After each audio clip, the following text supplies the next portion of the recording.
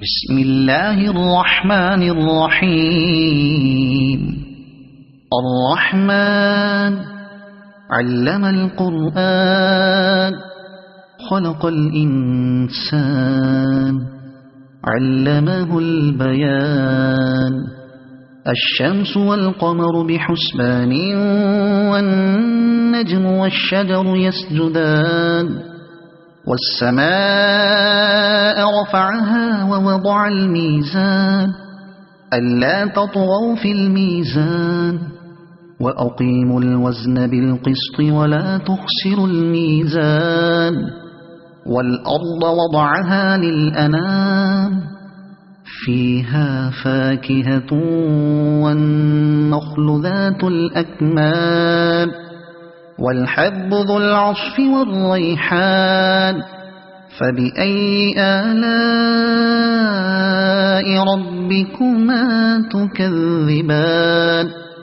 خلق الإنسان من صلصال كالفخار وخلق الجان من مارج من نار. فبأي آلاء ربكما تكذبان؟ رب المشرقين ورب المغربين.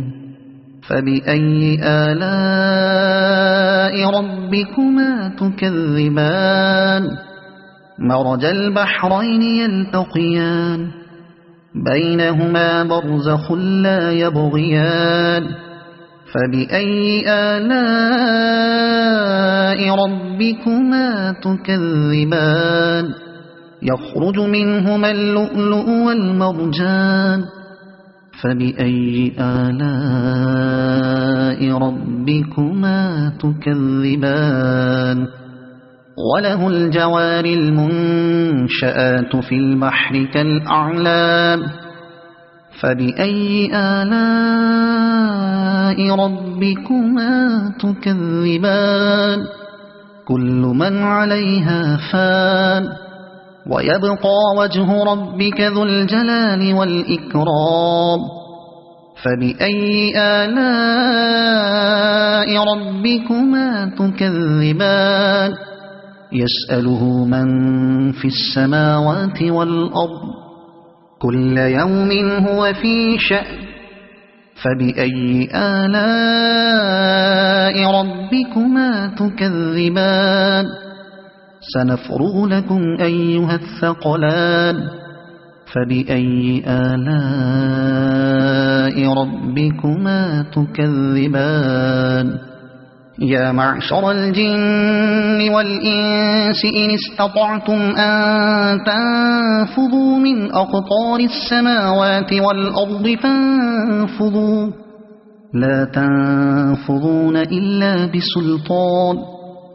فبأي آلاء ربكما تكذبان؟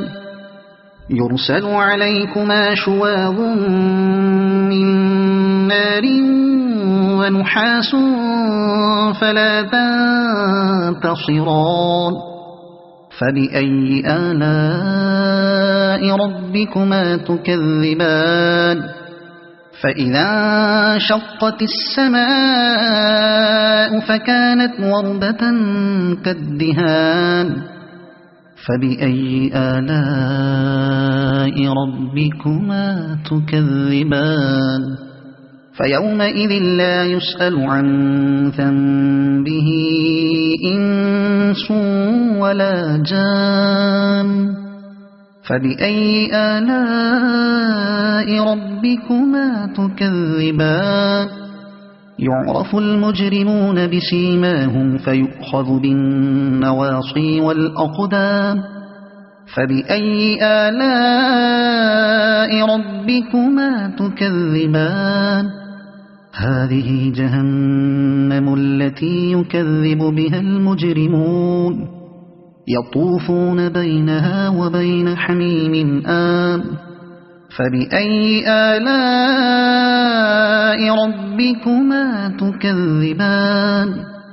ولمن خاف مقام ربه جنتان فبأي آلاء ربكما تكذبان ذواتا أفنان فبأي آلاء ربكما تكذبان فيهما عينان تجريان فبأي آلاء ربكما تكذبان فيهما من كل فاكهة زوجان فبأي آلاء ربكما تكذبان متكئين على فرش بطائنها من استبرق وجنى الجنتين دان فبأي آلاء ربكما تكذبان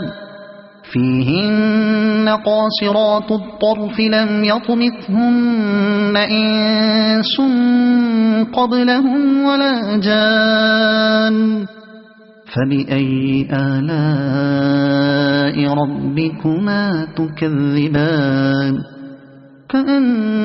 كأنهن الياقوت والمرجان فبأي آلاء ربكما تكذبان هل جزاء الإحسان إلا الإحسان فبأي آلاء ربكما تكذبان ومن دونهما جنتان فبأي آلاء ربكما تكذبان مدهامتان فبأي آلاء ربكما تكذبان فيهما عينان نضاختان فبأي آلاء ربكما تكذبان فيهما فاكهة ونخل ورمان فبأي آلاء ربكما تكذبان فيهن خيرات حسان فبأي آلاء ربكما تكذبان حور مقصورات في الخيام فبأي آلاء ربكما تكذبان لم يطمثهن إنس قبلهم ولا جان فبأي آلاء ربكما تكذبان متكئين على رفرف خضر وعبقري حسان فبأي آلاء ربكما تكذبان تبارك اسم ربك ذي الجلال والإكرام صدق الله العظيم.